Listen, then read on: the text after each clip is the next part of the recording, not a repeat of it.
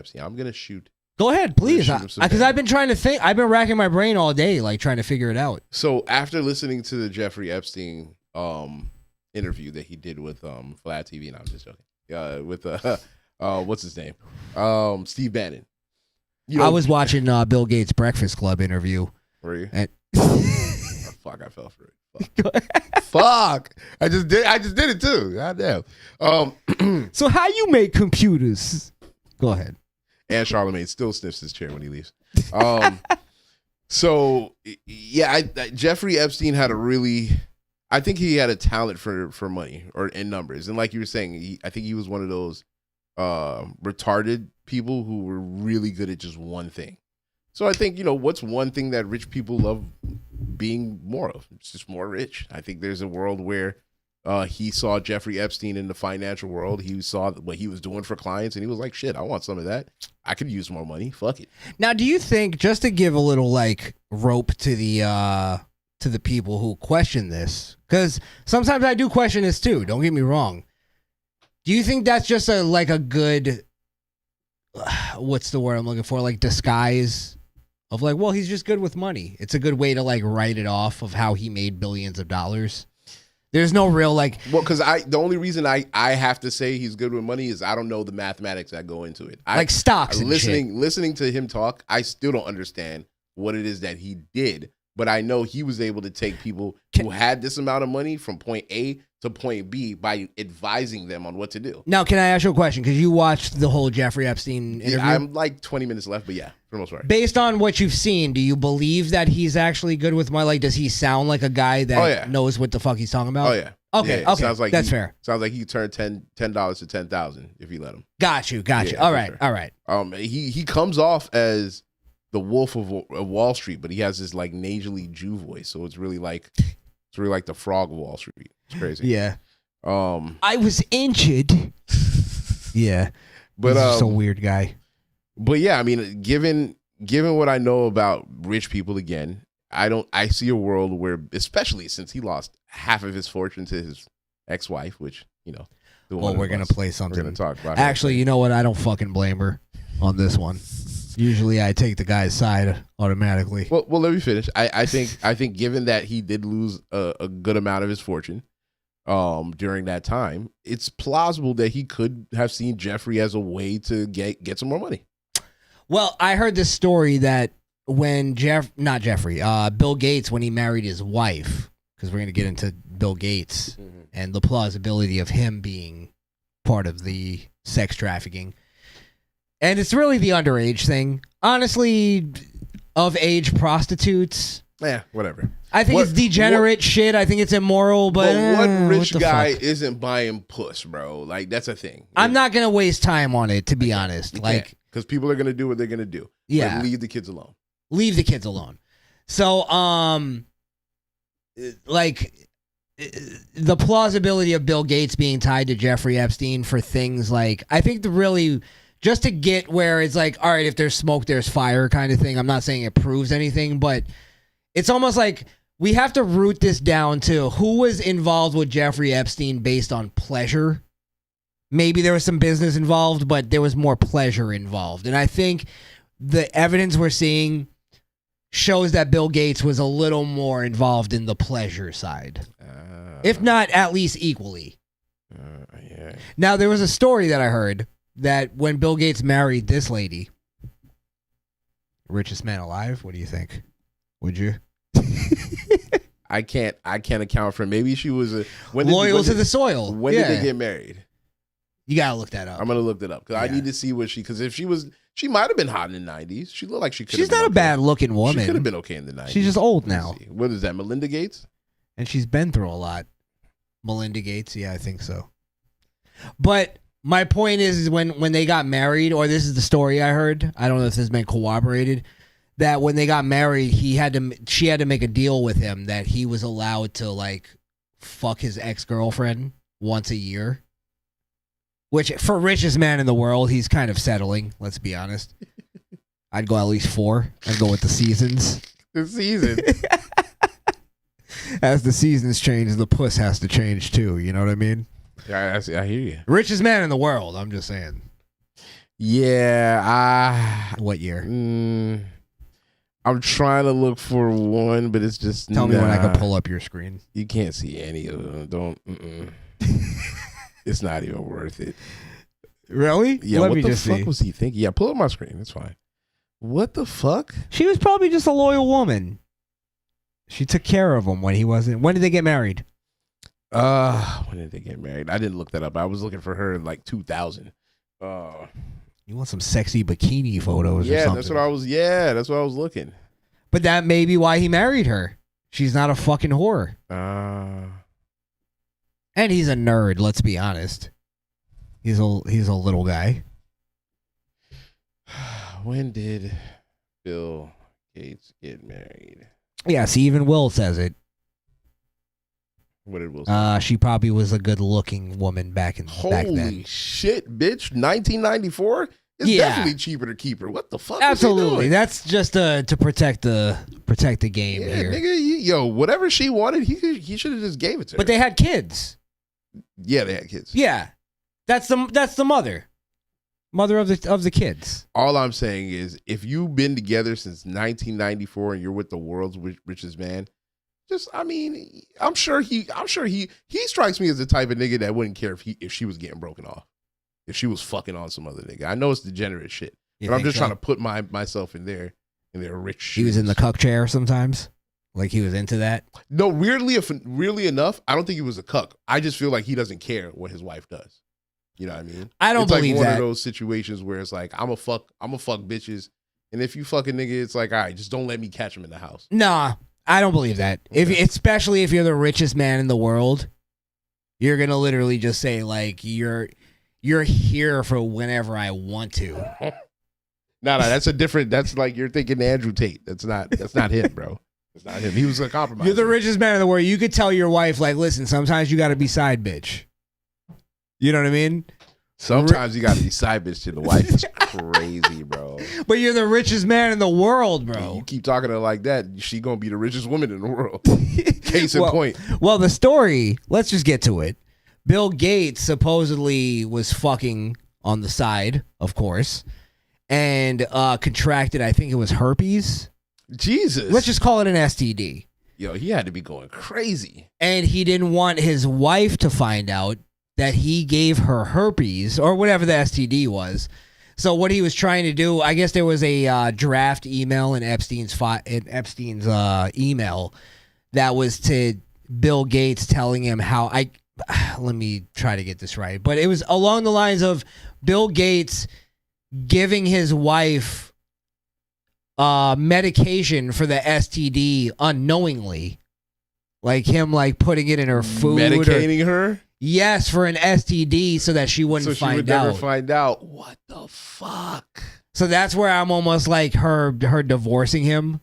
I'm like, okay, yeah, I get you. That makes sense, yeah. You gave her a fucking STD. Crazy. And then you medicated her. I'm as forgiven with men in terms of cheating. That's scummy though. But like, come on, bro. Holy fuck. That's borderline like you could have killed her if it came to it. You know, like what's to stop him from putting some shit in her drink to put her to sleep? Well, yeah, Misfit Ramdo just said it. Chris, you're thinking like a nigga, you got to think like a nerdy white guy. That's what I'm thinking like. Is that's his way of like, he's a nerdy white guy. A nigga would be like, listen, I'm gonna fuck bitches. You know, you just gotta trust me. You just gotta trust me. I won't bring nothing home. I'm gonna be coming back to you at the end of the night. He goes, listen. This is where I lay my head. You're right. You my fay. And then a nerdy white guy goes, okay, listen, I'll only fuck her once a year. I think that's a fair compromise, right? You know what I mean? We'll make it a thing. Yeah, exactly. How about you go out and rekindle a relationship from your past once a year? Jesus, dude, I don't know. Yeah, it's like he's still a bitch at heart. And then that's where I almost go like, okay, I can kind of see him wanting to fuck an underage girl. Because nerds, they never had that moment. of being a high school, of being a high schooler and fucking in high school. Fucking in high school. You think that's where that comes from? I don't know. I think there is. I think it's not that. It's not that. I think that's specific to the ones that like high school girls. There's different type of pedophiles. It's the ones that had, and most nerds had this. They had an infatuation with some high school girl, that they were in high school with, and then they outgrew that. They never actually got pussy like in their early to mid 20s. So, or a girlfriend. It's not even about pussy. Or yeah. So they got stuck on that infatuation with that high school girl, and they never grew out of it. Okay. So that's where I think that comes from. It's like because it's like once you're in high school and you're fucking. To be honest, that shit was trash. That's so rude. I was probably trash too. You know what I mean? Yes. We were fucking kids. You don't know what you're doing. You shouldn't be fucking. Yeah, we shouldn't have been doing that. So of course. And then it's porn brain. Yes. A lot of them have porn brain. It's that mixed with porn brain. Yeah. Let's hear the wife talk, and then we'll hear Bill Gates' response, and then we'll move on. So this is her being questioned about the whole Epstein thing. No girl should ever be put in the situation that they were put in by Epstein and whatever was going on with all of the various people around him. No girl. I mean, it's beyond heartbreaking, right? I remember being those ages those girls were. I remember my daughters being those ages, right?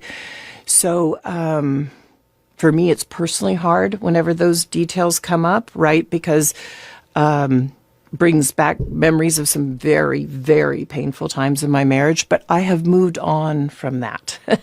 I purposely pushed it away, and I moved on. I'm in a really unexpected, beautiful place in my life. So whatever questions remain there of what I can't even begin to know all of it, those questions are for those people and for even my ex-husband. They need to answer to those things, not me.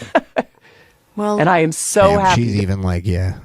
Yeah. She's trying to be nice and diplomatic. She's trying not to fuck up the bag. She gotta just say, hey, nigga, that shit ain't got nothing to do with me. Talk to that nigga. I ain't got shit to do with that. I was just doing my wifely duties. She might as well said, I divorced the nigga. I divorced the nigga. I did my part. I knew he was a little weird. I left him. I was the ones that left him. Yeah, that was. I think she also seems like she's a little embarrassed, like in that she's ashamed of being like, I guess, connected to it. Yeah, it's almost like it's an attraction thing. It's like, damn, I was attracted to somebody who may or may not have done things with minors because they were attracted to minors. Was he attracted to me because I reminded him of a minor? Not always, because you know how women get. They get into their heads. So she's like, did I age out? Jesus. Fuck. It's fucked up. It's a cold world out here. It's fucking turtle bean face ass nigga. Now, he actually responded. Did he really? Yeah, you think he wouldn't. Oh, shit. He's got to get on the defensive. Got balls on this one. Got to get ahead of this story. Fuck. That's Microsoft for you. Yeah, take the world by the balls, nigga. Trust brings me to Jeffrey. He knows he had one too many updates that people were pissed off at. He's like, I got to get around this one. Yeah, he was fucking on the treadmill listening to his Zune. His Zune. He can't let it go. His Zune 7, it's like a prototype. It's Zune 7. I never even seen a 2. Why does he have 7? It's a prototype. He just can't let it go. Epstein. I want to know what your relationship with him was. Yeah, I met Jeffrey in 2011. So over a period of 3 years, I had a number of dinners with him. The focus was always... It's hard to defend that you're not a pedophile when you sound like Kermit the Frog. Well, I'm not a pedophile because he knew a lot of very rich people, and he was saying he could get them to give money to Global Health. You know, in retrospect, that was a dead end, and I've said many times, but I'll say again, I was foolish to spend time with him. I was one of many people who regret ever knowing him.